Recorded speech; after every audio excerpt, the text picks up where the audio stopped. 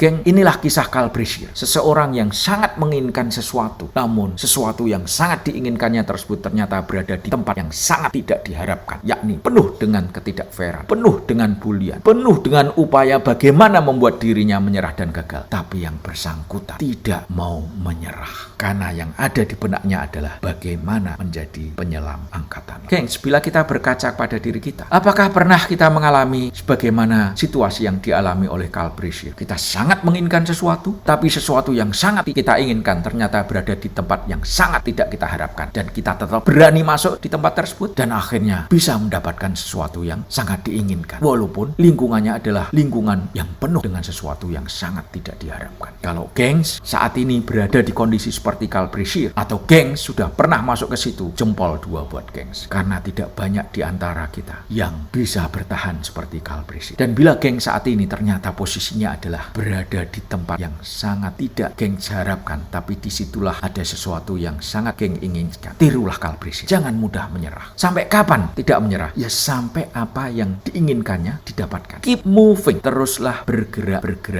Fokus untuk bisa mendapatkan apa yang diinginkan. Jangan berhenti dan jangan kembali ke status quo. Kalau berhenti dan kembali ke status quo, maka kita gagal. Tidak mendapatkan sesuatu yang sangat kita inginkan. Bagi geng yang sangat menginginkan sesuatu di tempat yang katakanlah 50% tidak sesuai harapan, kalau gengs menyerah di kondisi seperti itu amat sangat disayangkan. Karl Brashear lingkungannya betul-betul 100% tidak sesuai dengan yang diharapkan, tidak menyerah. Masa di antara kita menginginkan sesuatu di tempat yang 50% tidak sesuai harapan, 50% sesuai harapan, jauh lebih enak dibanding Karl Brashear. Masa bakal menyerah kita di kondisi tersebut? Apalagi kita menginginkan sesuatu dan untuk mendapatkan sesuatu yang kita inginkan berada di lingkungan yang sesuai dengan harapan. Kalau dalam kondisi seperti ini kita menyerah, memalukan sekali gengs. Kisah Karl Brashear harus bisa menjadi referensi kita gengs, karena beliau berada di kondisi yang ekstrim, namun ternyata di kondisi ekstrim pun beliau memberikan pelajaran kepada kita. No give up. Selama no give up, kita akan mendapatkan apa yang sangat kita inginkan. Oke gengs, itu kisah yang pertama.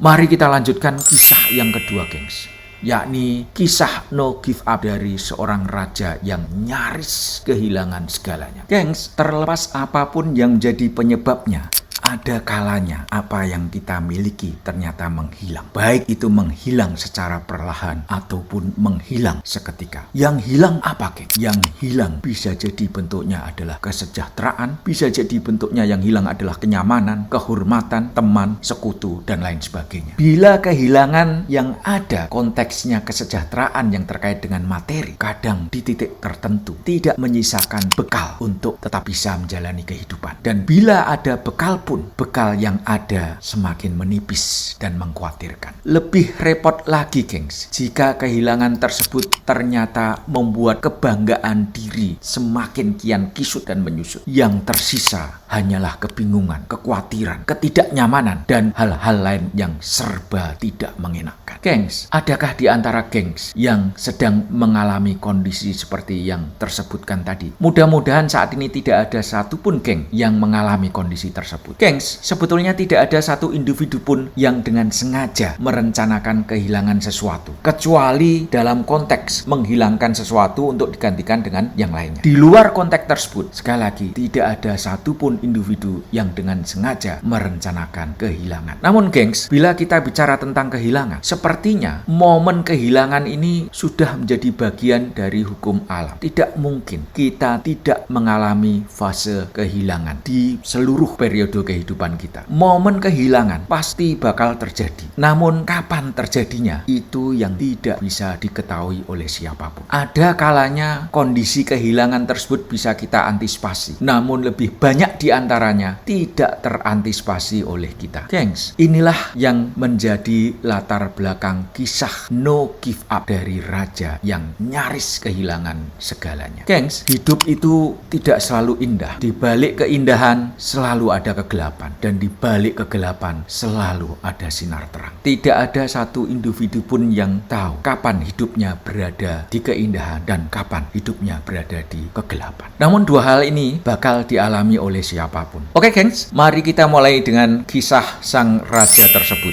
Kisah sang raja antah berantah. Kisahnya dimulai dari kondisi seperti ini, gengs. Entah gimana sang raja antah berantah ini gelisah nggak karu-karuan di dalam istananya. Padahal di saat itu semuanya serba terkendali. Setelah semua dicermatin, nggak ada sebetulnya yang menyebabkan dirinya harus gelisah. Tapi perasaannya begitu gelisah bukan main. Yang membuat dirinya mondar-mandir jalan kiri kanan nggak karuan. Ini isyarat apa ini? Sang raja berusaha untuk mencari ada isyarat apa di balik kegelisahan saya. Padahal semuanya sekali lagi so far so good. Tapi kok saya gelisah gak karu-karu. Karena penasarannya, sang raja mencoba untuk mencari second opinion. Ternyata second opinion yang berasal dari orang-orang seputarnya tidak membawa ketenangan buat dirinya. Tetap aja yang bersangkutan gelisah. Akhirnya sang raja ingat ada seseorang yang sudah sangat terkenal. Seorang yang super bijak, usianya udah tua renta. Namun sayang, beliau tinggalnya amat sangat jauh dari istana. Teringat akan orang tersebut, sang raja mengutus beberapa utusan. Utusan yang pertama adalah sang pangeran tua diminta tolong untuk membujuk sang tetuanan renta yang super bijak ini mau datang ke istana. Namun sayangnya sang tetuanan renta yang super bijak ini nggak mau. Berikutnya diutuslah utusan yang kedua dari panglima yang dipercaya. Sang tetuanan super bijak dibujuk kembali oleh panglima kepercayaan raja untuk menerima undangan ke istana. Sekali lagi, sang tetuanan super bijak ini juga tidak mau. Pesan sang tetua kepada para utusan adalah, bila raja memang membutuhkan saya, bukan berarti saya yang harus menghadap raja. Raja yang harus menghadap saya. Nah, ini kurang lebih yang disampaikan oleh sang tetua. Raja yang membutuhkan, kenapa saya harus yang hadir? Walaupun saya bakal dijemput dengan sebuah kemewahan, kenyamanan, namun saya nggak mau. Karena yang membutuhkan bukanlah saya. Kalau raja butuh nasihat saya, datang ke saya. Bukan saya yang mendatangin raja. Gengs, hal yang biasa yang seperti seseorang yang memiliki sesuatu yang luar biasa semestinya mengambil sikap yang tidak jauh berbeda sebagaimana sang tetua yang super bijak. Gengs, berbagai utusan dikirim untuk membujuk sang tua rentanan super bijak. Tapi sekali lagi, sang tetua tadi nggak mau. Walaupun demikian, raja masih berupaya untuk mengutus utusan yang lainnya. Kembali membujuk untuk dijemput dan diantar ke istana. Ternyata sekali lagi utusan lain pun yang diutus oleh sang raja untuk menjemput sang tetuanan renta yang super bijak ini tidak berhasil. Hingga mau nggak mau raja sendiri yang akhirnya datang ke sang tetua nan renta yang super bijak tersebut. Tujuan sang raja adalah minta nasihat atas kondisi dirinya. Kenapa dirinya gelisah, ada apa segala macam. Dan sebisa mungkin sang raja meminta azimat. Namun ternyata gengs, sang tetua nan renta yang super bijak ini hanya memberikan nasihat, tidak memberikan azimat. Apapun alasan raja, permintaan azimatnya ditolak. Sang raja tidak patah semangat, tetap aja datang gengs. Yang kedua datang, walaupun tidak dikasih azimat. Nasihat tetap diberi, tapi azimat nggak dikasih. Beberapa kali datang, tidak dikasih azimat. Raja datang lagi, gengs. Hingga akhirnya suatu saat pada kunjungan raja yang kesekian, sang tetua ini akhirnya luluh. Selain nasihat, diberikanlah sebuah azimat.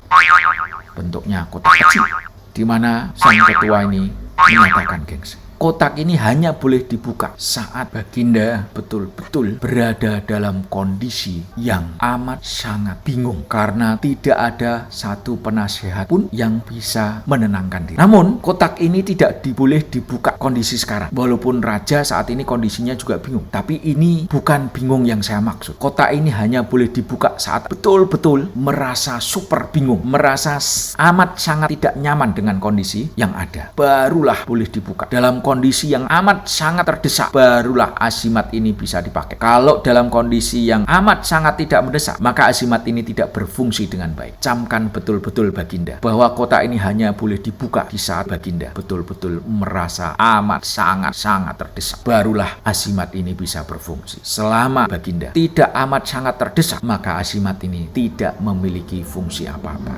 Apakah Baginda mau memegang syarat dari saya tersebut? Kata sang tetua. Sang raja berjanji bahwa akan memegang syarat dalam membuka azimat tersebut. Gengs, setelah sekian waktu ternyata sang tetua meninggal dunia. Raja amat sangat kaget mendengar kabar tersebut sambil membatin, untung saya sudah dapat azimat dari beliau. Berhubung raja tidak sempat melayat karena adanya kesibukan penting di istana, raja akhirnya mengutus utusan khusus untuk melakukan pemakaman istimewa buat sang tetua sebagai tanda hormat raja. Dan beberapa saat setelah sang tetua meninggal, terjadilah musibah.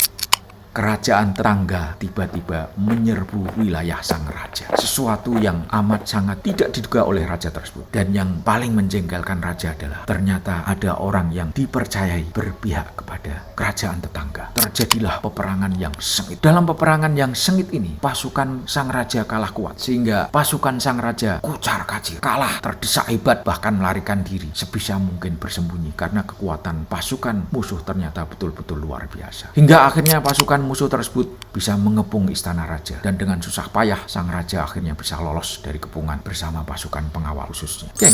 Mengetahui bahwa sang raja bisa lolos dari ibu kota, bisa lolos dari istana, dikejar oleh pasukan musuh. Kemanapun rute pelarian sang raja mampu diikutin oleh sang musuh. Sehingga pertempuran kecil demi pertempuran kecil berlangsung. Apa akibatnya, geng? Akibatnya pasukan khusus pengawal raja dari waktu ke waktu semakin berkurang. Dan sebagian anggota keluarga kerajaan juga berguguran selama masa pelarian. Musuh begitu gigih mengejar rombongan raja beserta pasukan pengawalnya, hingga mereka tidak memiliki waktu untuk berpikir jalur pelarian yang tepat itu semestinya jalur yang mana. Akhirnya mereka asal lari aja, gengs. Dan ternyata rute pelarian yang terakhir menemui jalan buntu karena di depan terbentang tebing bebatuan yang tinggi dan sulit didaki karena posisi tebingnya tegak lurus. Gengs, pasukan pengawal dan rombongan raja amat sangat kelelahan. Demikian juga pasukan musuh yang terus-menerus mengejar tanpa henti dari waktu ke waktu. Melihat posisi raja beserta pasukan pengawalnya sudah terpojok, pasukan musuh mengendorkan serangan, bahkan menghentikan serangan. Namun mereka mengambil posisi mengepung ketat raja beserta rombongannya. Pemimpin pasukan musuh berkata kepada jajarannya, "Kita istirahat dulu, memulihkan tenaga. Semenjak kita mengejar raja keluar dari ibu kota, terus-menerus kita belum pernah istirahat. Saat ini toh raja sedang terpojok dan tidak bisa lari lagi. Kita istirahat, pulihkan tenaga. Besok kita lakukan serangan pamungkas. Kita tumpas raja beserta rombongannya." Ini kata pemimpin pasukan musuh. Keputusan sang pemimpin pasukan musuh ini justru menguntungkan pihak raja, geng. Setelah mengetahui bahwa musuh tidak melakukan penyerangan yang agresif lagi, hanya mengepung dirinya dan rombongannya, raja akhirnya memerintahkan kepada sebagian pasukan yang tersisa untuk melakukan pengintaian. Tujuan pengintaian adalah untuk mencari tahu barangkali di tengah kepungan yang ketat ada celah untuk bisa melarikan diri. Namun dari hasil pengintaian yang ada, tidak ada celah untuk melarikan diri. Mendengar laporan pasukan yang ditugaskan untuk mengintai, raja betul-betul tercekat, bingung memikirkan nasib diri dan kerajaannya. Apakah ini akan menjadi akhir dari kerajaan saya? Apakah hanya sampai di sini batas umur saya? Berbagai pikiran negatif dan memilukan terus menghantui raja hingga akhirnya tanpa sengaja tangannya menyentuh sesuatu, gengs. Tangannya menyentuh sesuatu yang selama ini tidak sempat terpikir olehnya karena sibuk terus melarikan diri. Sesuatu tersebut adalah kotak kecil pemberian sang tetua. Selama ini kotak kecil tersebut selalu ada di sampingnya, namun tidak terfikirkan oleh raja karena sekali lagi terus-menerus dikejar musuh tanpa ada jeda. Saat menyentuh kotak tersebut, raja bergumam, apakah saatnya membuka kotak asimat tersebut? Karena kalau salah momen membukanya, asimat tersebut tidak fungsional. Raja termenung cukup lama memikirkan apakah ini memang momen yang disyaratkan sang tetua. Setelah sekian lama menimbang-nimbang, raja berkesimpulan, ini adalah momennya karena kondisi saya sudah amat sangat terdesak. Saya sudah amat sangat bingung mencari jalan keluar dan lain sebagainya. Akhirnya, geng, dengan harap-harap cemas, sang raja membuka kotak kecil tersebut. Namun saat kotak kecil tersebut dibuka, betapa kagetnya raja, geng. Isinya cuma kain tua yang super lusuh. Raja membolak-balik kotak dan mengorek-ngorek bagian kotak untuk menemukan benda asimat. Setelah sekian lama dikorek, dibolak-balik, tetap saja sang raja tidak menemukan benda asimat yang diinginkan. Raja kembali mengamati kain tua yang super lusuh tersebut. Tapi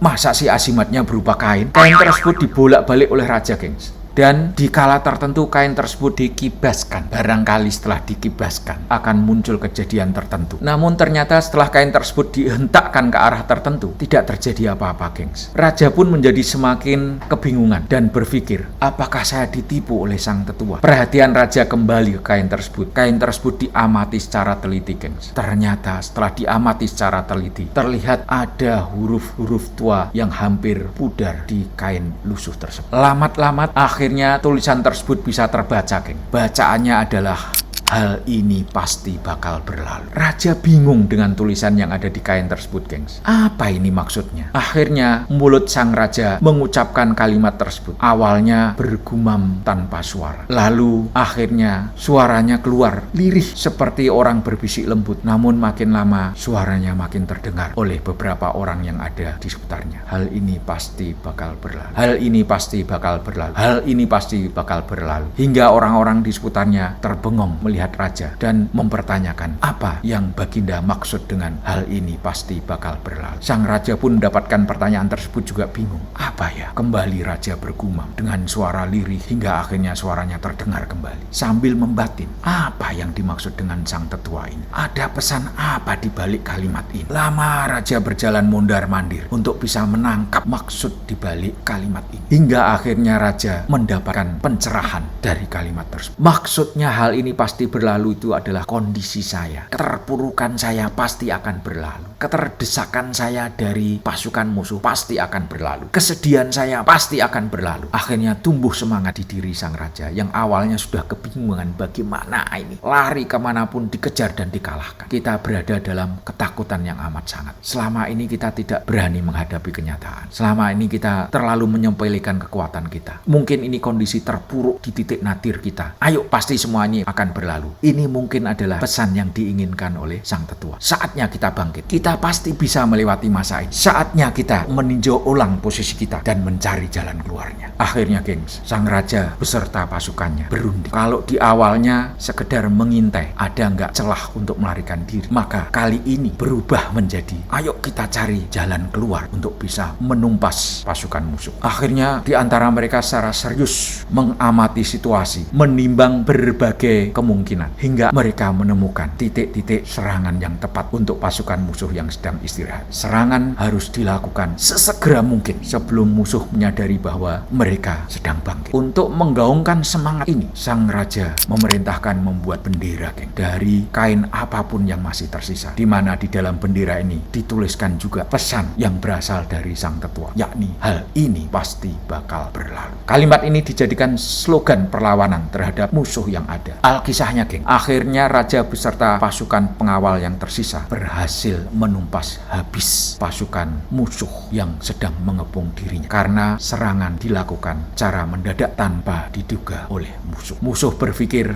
raja berada di posisi terlemahnya. Namun ternyata kondisinya adalah sebaliknya. Raja berada di posisi terkuatnya. Setelah raja beserta pasukan pengawal berhasil menumpas habis pasukan musuh yang mengepung dirinya, raja mengambil inisiatif untuk menghubungi pasukan-pasukannya yang bersembunyi, menggalang kekuatan untuk menggempur balik musuh hingga akhirnya ibu kota bisa kembali direbut, geng. Musuh bisa didesak hingga keluar batas area kerajaan yang sebelum. Atas keberhasilan mengusir musuh, sang raja melakukan pesta kemenangan, geng. Namun saat pesta kemenangan tersebut berjalan di istana, geng, tiba-tiba raja menoleh dan melihat kibaran bendera dengan tulisan hal ini pasti bakal berlalu. Artinya pesta tersebut, kebahagiaan tersebut suatu saat juga bakal berlalu. Mengingat kalimat itu kembali, akhirnya sang raja tidak memperkenankan pesta berlangsung dalam waktu yang lama. Pestanya dipersingkat dan selanjutnya raja berkonsentrasi bagaimana mensejahterakan keluarganya dan rakyat. Gengs, bila kondisi kita saat ini berada dalam momen kehilangan, jangan terlalu bingung, jangan terlalu sedih.